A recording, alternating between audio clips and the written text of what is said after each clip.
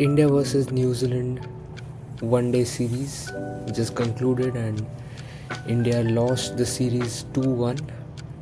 And honestly, I was a bit shocked to see the result because looking at the teams on paper, I was expecting a whitewash from India, and I didn't think that even a single game would go down the wire. But I was really shocked to find that India lost the series to such a weakened New Zealand outfit.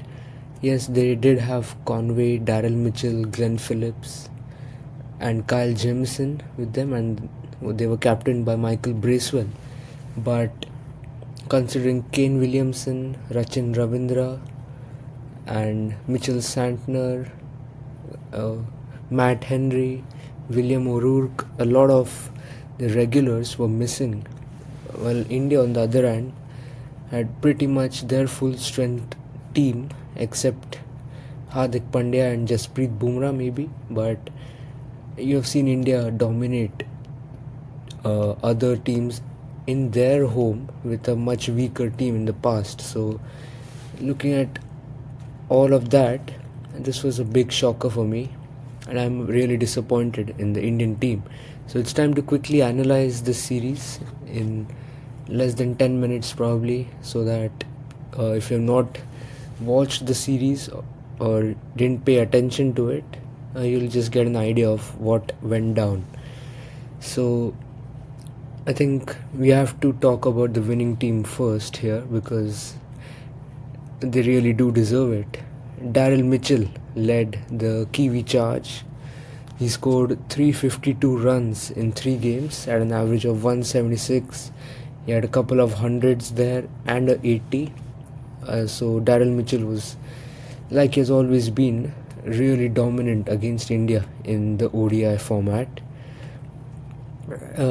He batted really well. He had a lot of good partnerships in each game. First with Will Young in the second ODI, then with Glenn Phillips in the third ODI, and he has been really good in the ODI format for quite a while, and he just continues to trouble India, be it the World Cup in 2023 where he got 200s against India in the semi and the league stage game as well, and then in the Champions Trophy as well. He got another big score in the final there versus India, and now this series. So he has been consistently dominating India in the ODI format, and he continued that. And also New Zealand had a lot of new players in their team. The one that impressed me a lot was Christian Clark.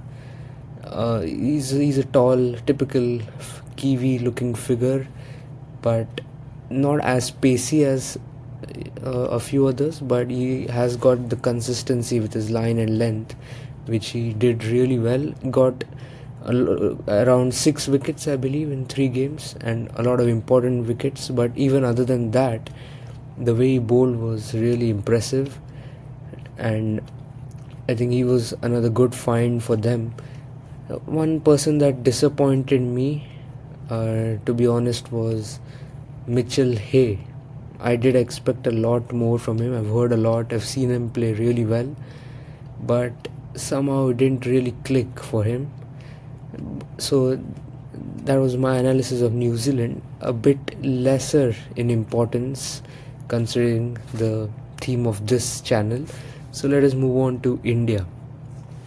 I'll talk about the worries first because they need to be addressed really quickly. First of all, Ravindra Jadeja. I wasn't really on board with the idea of him starting in the ODIs in the first place. I really expected Akshar Patel to continue playing this role. Of course, in Dubai, they had the room to play both Jadeja and Akshar Patel, but they've realized that in the World Cup, which is to be played in South Africa, that won't be the case.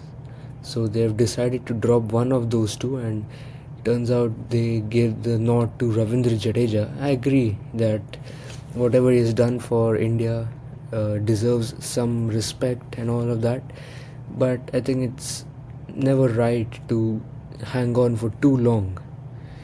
When you're ripe, you need to come down the tree, and other than you being overripe and just thrown away. So Ravindra Jadeja in the last 10 innings, in the last 10 ODI games, he scored 148 runs at an average of below 25, strike rate of less than 100, and with the ball, which is more worrying for me, he's picked up just 6 wickets and at an average of 73. So those are a bit of a shocking kind of numbers, considering these 10 games also include the Champions Trophy, which was played in Dubai. He was probably the weakest of the 4 spinners that played for India in that tournament, and ever since he hasn't really picked up his game in terms of bowling, and that can also be seen in the test format. Somewhere his numbers have dipped over there as well, but that is for another day, of course. But Ravindra Jadeja really needs to do something, because you've got Washington Sundar and Akshar Patel who are waiting in the wings, and I won't be surprised if this is pretty much the end of Ravindra Jadeja's ODI career. And the next kind of point I want to make is that the Indian batters, can they not go any longer? Why can't they play the big knocks? Surely Virat Kohli is an exception to this, as he is for most other metrics, but I'm talking about the rest of the top order batters. You saw Shubman Gill score a couple of 50s, both times dismissed on 56, and then got a 23 in the third game. So it's not that he's been completely off his game. He's batting really well. If you've seen him bat in the series, I think whenever he is in the middle, he looks $1,000,000, but then just falls. Rohit Sharma as well got starts in all 3 games. He scored 26, 24 and 11. And why that is a bigger concern for Rohit is that he's also fighting to prove that fitness is not an issue for him. So I know he is coming off a really successful ODI season, so just 3 failures doesn't really make a big point against his presence in the side. But surely when you are at that age and the kind of situation Rohit Sharma is in, every failure is seen with a different lens.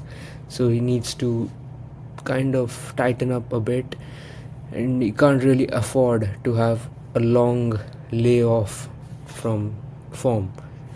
And Shreyas Iyer as well, though he is one of India's best ODI batters, and I won't make a change in my assessment of his caliber in just one series, in which he got a 49 in the first game and then a couple of single digit scores to follow.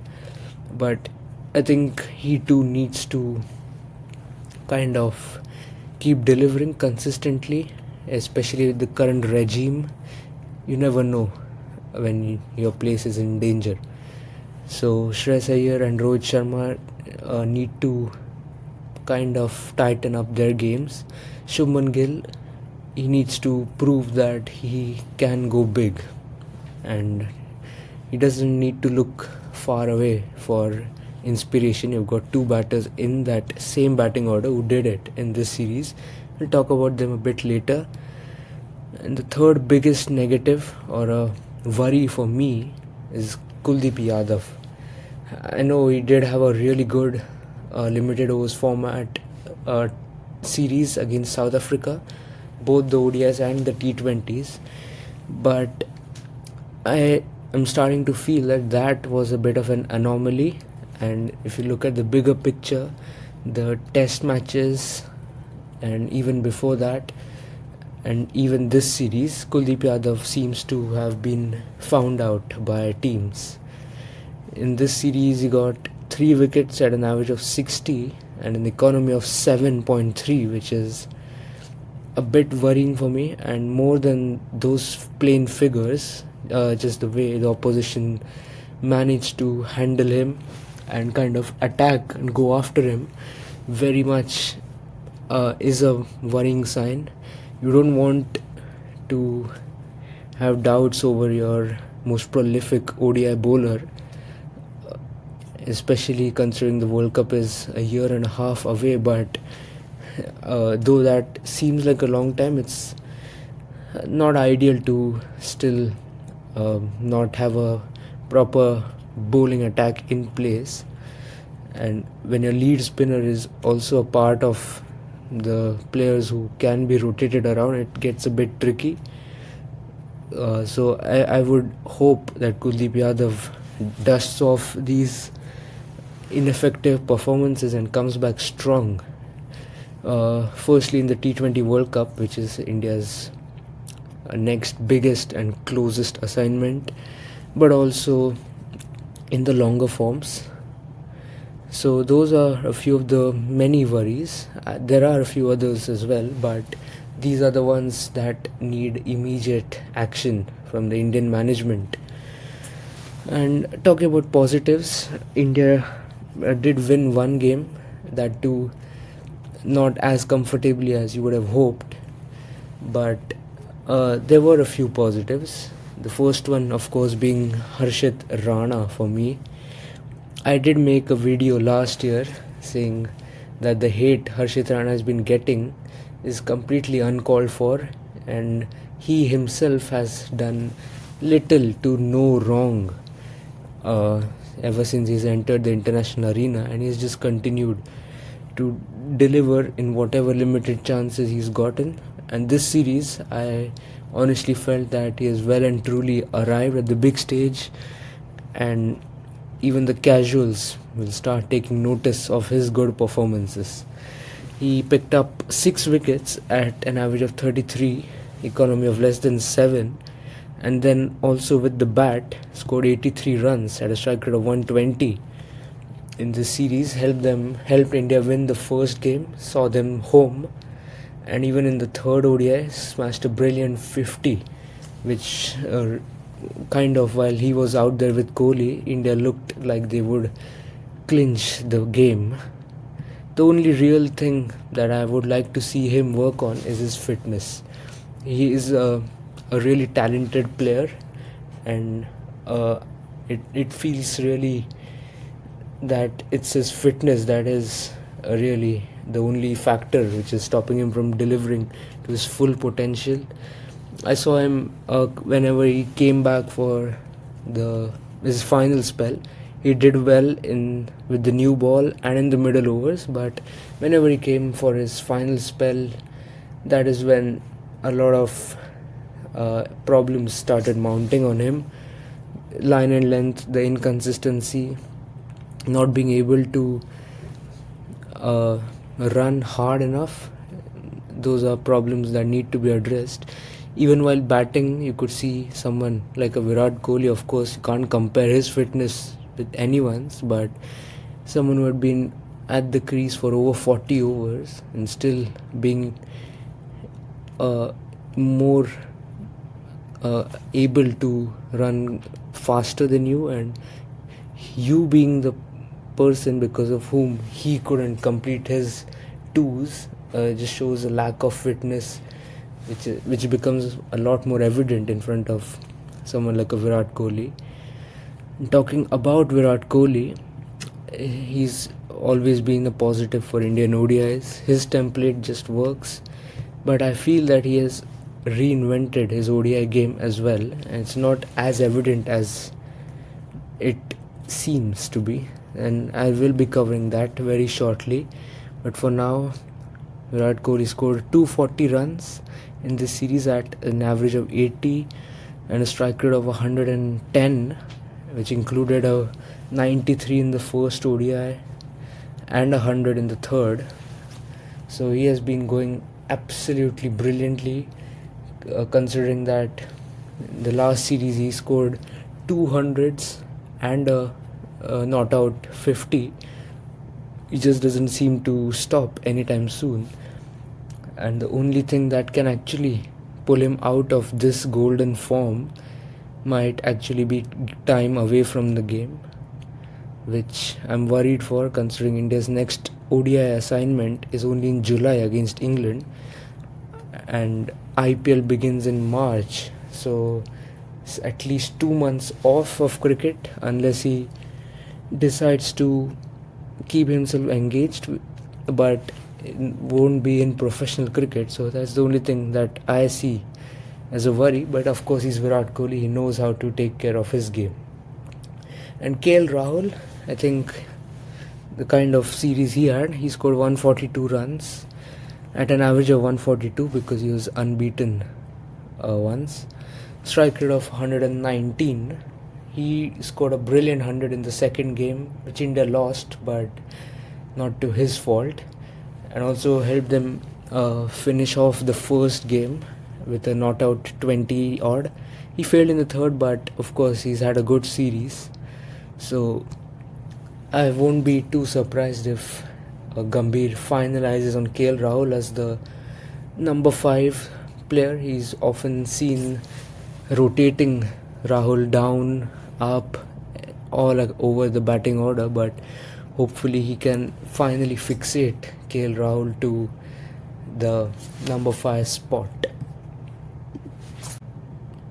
So what should be addressed before India's next ODI assignment in July, which is in England? I think there are 3 major points here. Firstly, as I mentioned before, Akshar Patel needs to come back to this setup. I understand the T20 World Cup coming up, they would have preferred to rest him in this format and let him focus on T20s. But now that the T20 World Cup will have been concluded, I think it only makes sense to bring in your best player for that role and let Jadeja take backseat for a while. And secondly, I also see Hardik Pandya and Jasprit Bumrah coming back to the ODI setup again with the T20 World Cup having been concluded. The next year or so will be dedicated to the ODI format, after which I won't be surprised if either of them or even both of them retire after the 2027 World Cup, but they have to give it one shot and maybe keep away from the test ODI format from the T20 format and focus on ODIs till the World Cup. And one thing that I would like to see them do is to narrow down the player pool and give consistent chances. I think you have had more than enough time to kind of look around your talent pool and figure out who can fit in. But now I feel at least, if not the July series against England, at least from August or September of 2026, with a countdown being less than 1 year from the World Cup, you have to fixate on a set of players and give them a longer rope so that they're ready to deliver whenever their chance comes. So that is what I would hope to see in the Indian setup. And for now, I think that's pretty much all I can say about the ODI team. They were one of the stronger formats of India, but I've seen that shift in the recent past, be it the ODI series loss in Australia, be it a game dropped against South Africa, and now this. Also, it means that India needs to work a bit harder in this format, and hopefully it's nothing to do with their dominance in the format. It's just that they took it a bit lightly, which is not the ideal excuse, but hopefully that is what has happened here. So until next time, this is Ved signing off.